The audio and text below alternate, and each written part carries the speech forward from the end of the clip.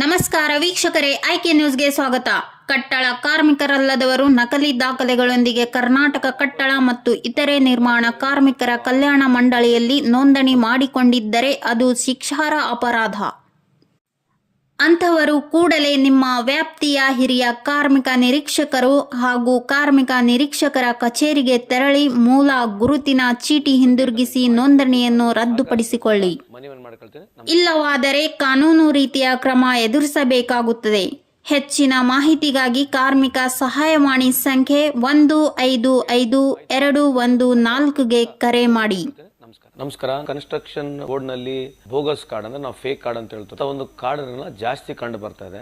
ತಮ್ಮಲ್ಲಿ fake card ಇದ್ರೆ ದಯಮಾಡಿ ಹೋಗಿ ವಾಪಸ್ಸು ನಮ್ಮ ಇಲಾಖೆಯವರಲ್ಲಿರ್ತಕ್ಕಂಥ ಆಫೀಸರ್ಸ್ಗಳಿಗೆ ಕೊಡಬೇಕಂತ ತಮ್ಮಲ್ಲಿ ಮನವಿಯನ್ನು ಮಾಡ್ಕೊಳ್ತೀನಿ.